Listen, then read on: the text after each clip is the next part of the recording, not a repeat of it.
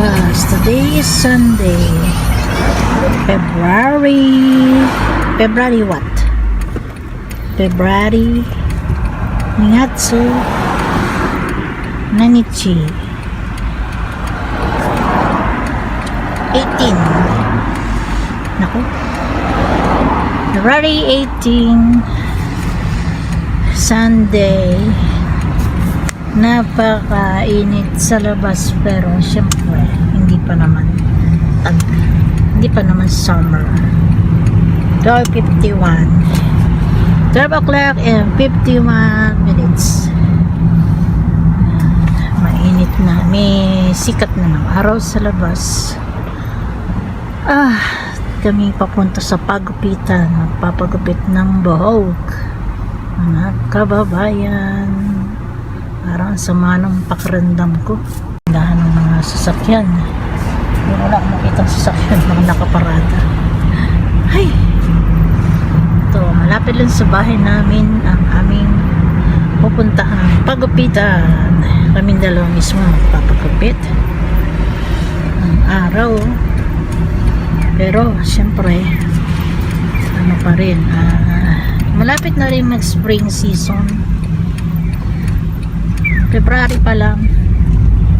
Yan ang mga baonan. Yan, A-price. Bili yan ng mga para siyang maliit na store. Yan, A-price. Pag diniretso ito, papunta dun sa kanan, dun na yung paggupitan. Kaya ako tinakpan ng kamay ko kasi nakikita yung plate number. Pero alam mo, lately lang ako nagkakaroon ng isipin na wag makunan ang plate number. Kung na nagbablog, hindi ko malang naisip na dapat tinatakpan yung plate number.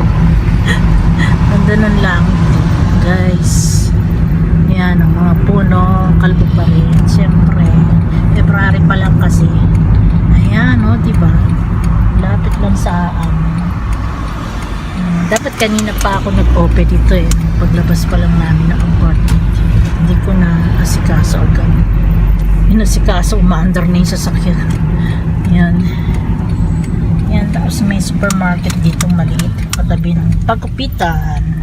Yes, yan ayan yung pagupitan, yung Iwasaki ang pangalan. Doon evergreen naman doon sa kabila. So kami ay malapit-lapit ng mga guys. Baba na. Yahoo! Parada muna niya yung sasakyan. Ayan, sa tabi ng pagupitan may malapit na bangko. Ano ba to? Nagbibigay ako ng information. Ayan na. Guys, mag-over voice ako dito kasi may tugtog. Dahil matagal pa yung number namin sa pagupitan. Sabi ni Bruno, lumabas muna daw ako nang hindi ako mainip. Mag window shopping lang daw ako. Ganyan. Sabi ko, paano kung may makita ako, wala man akong dalang pera? Sabi niya, sige, itong barya. Sabi ba naman gano'n? Binigyan ako ng barya 500. Kung titignan mo sa pera natin, tig-pipiso. Sabi ko, walang iya talaga ito. Hinalabas-labas ako. Sabi niya, kasi siya daw manonood na lang doon ng TV sa loob ng sasakyan. Kaya sabi niya, pumunta ka muna dun sa isang maliit na shopping mall. Sabi niya, mayroong mga Hakkien shop doon. Sabi ko, sige. Sabi ko, titingin ako, baka may laruan.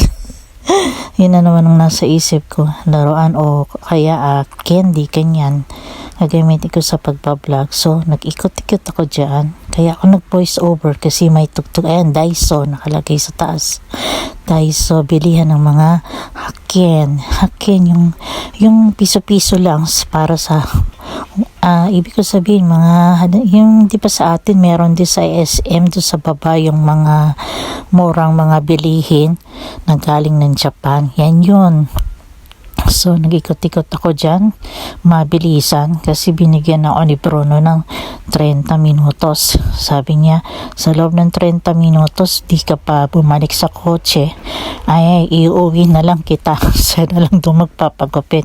Kasi baka matawag na raw yung number namin. Ang dami kasing tao doon sa, sa parlor. Walang mauupuan. So, para habang naghihintay kami, sabi niya doon na lang tayo sa park maghintay, sakay na lang daw kami ng sasakyan uli. Kaso nung nasa loob na ng sasakyan, ayan mga laruan, di ba, nag-iisip pa ako dyan kung anong dadamputin ko sa halagang 5 piso yung dala ko. Sabi ko, nung ayun kukunin ko dyan, walang iya talaga to si Bruno. Sabi ko gano'n, paano kung sumobra? Mapapahiya ako dun sa counter. May mga Jolin sila, Holland. Kukunin ko sana yan Pero tinignan ko mabuti kung magagamit ko ba yan. So, lagpasan ko muna to. Tingin-tingin muna ako sa iba. Kasi nga, budgeted yung perang hawak ko. Kaya kailangan isipin kong mabuti ano ba talaga ang magagamit ko dyan sa lagi kong pagbablog sa shorts video. Ayan, tingin hanggang sa maduling. Ayan, dyan, kumuha ako dyan. Yun, kukunin ko sana yung di ba usong-uso ngayon yung sa yung parang may manok na nasa ulo ng lalaki, dalawa. Pag yun, napindot, gaganon. Hindi ko na kinuha. Sabi ko, useless naman to. Hindi to magagamit ng matagalan. Kaya, inisip ko, yung magagamit ng medyo matagal, yung laruan na dilaw. Ay, nako guys, ang lakas ng music dito. Eto, nasa parlor na kami. So, hindi ako nakakonsume ng 30 minutos dahil sa bilis ng lakad ko at sa pagtingin-tingin doon sa mga kinukuha ko kanina na may laruan, may candy, ganon. Kumbaga, may natira pang sukli Bali, 3 items lang kinuha ko. So, tingnan nyo naman ang daming nakaupo, saan kami dyan paparte. Kaso, nung pagbalik ko sa kotse, sabi ni Bruno, punta na tayo doon sa parlor kasi tingin ko parang nabawasan na yung mga nakaupo doon sa likuran. Sabi ko, sure ka? O sige, sabi ko naman ganon. Kaya pumunta na kami dito. Wait muna kami dito. Ayan, inukunan ko sila nang di nila alam. Pasimple-simple kasi cellphone lang ang hawak ko.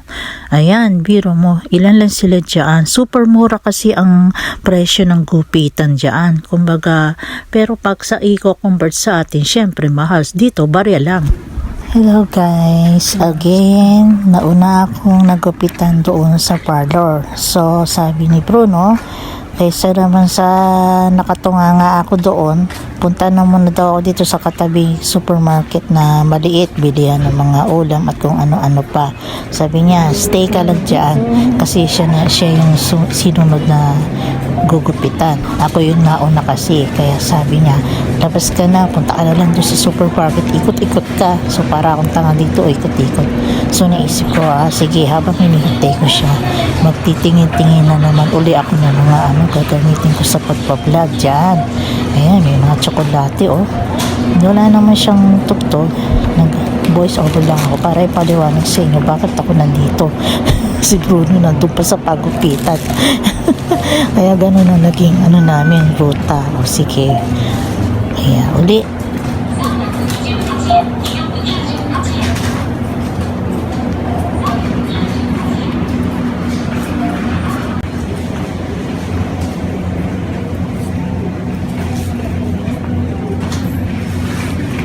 Sarap ko nasa pagupitan pa. Parang pang dito sa supermarket. Dito muna daw ako kasi wala nang maupuan dyan sa pagupitan. Ay, naku. Tingin-tingin na naman ako dito. Magagamit ko sa pagbablog. OMG.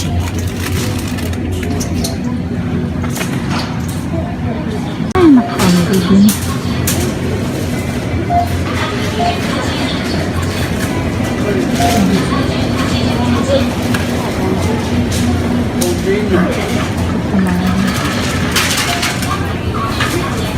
Ang bakit ko si Bruno. Ano nga ako dito?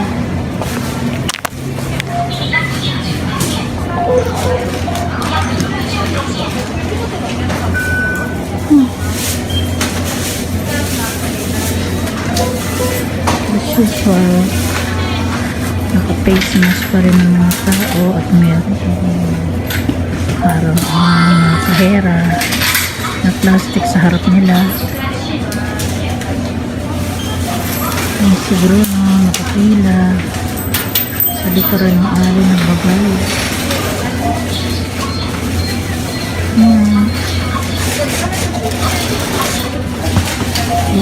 Nagbabalot ko na ito ng balot. Ito na, nagbabalot na ng pinamili. Masawa ko. Kore, mo ito sa araw. Dinir.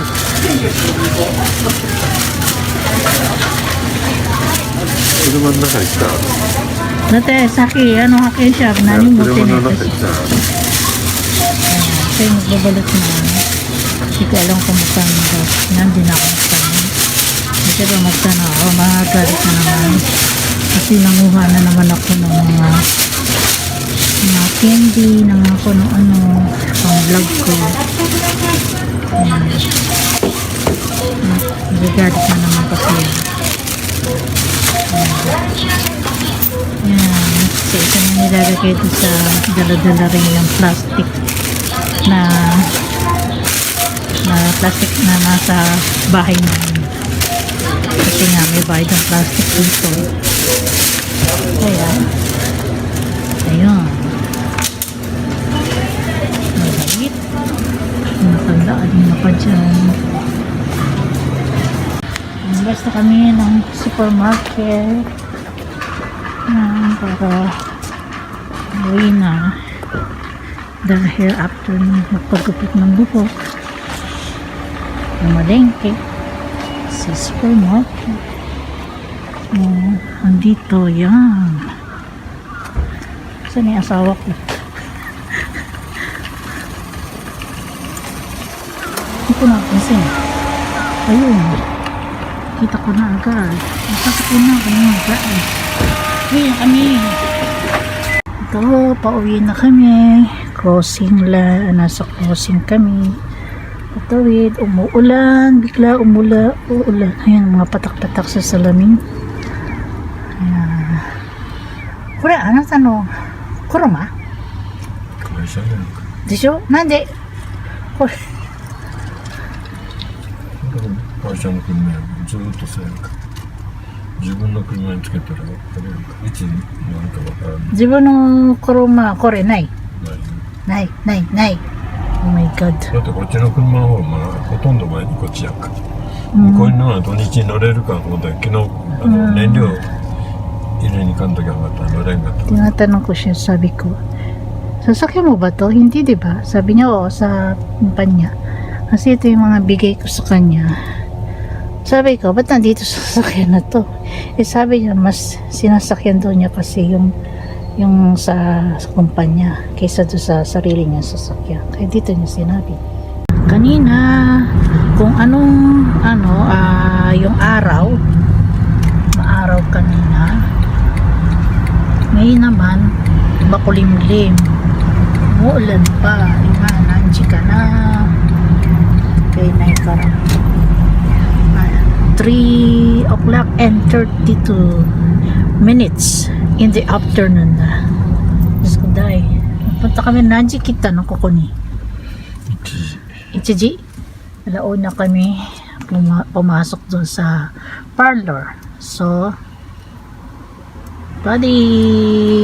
pagkatapos doon, nauna lang ako sa kanya sa supermarket dahil siya hindi pa tapos gupitan. Then after na kami nakapamili, ayan na, sakay na kami, nabot na kami ng 3 o'clock and 32 p.m. So dito na ako magtatapos mga guys. Thanks for watching. God bless and love you all. Pasensya na kayo sa laging pagsusuporta sa akin na ako ay parang nakaka-istorbo sa aking palagi Okay, pasensya na po. Maraming salamat. God bless to everyone. Bye-bye.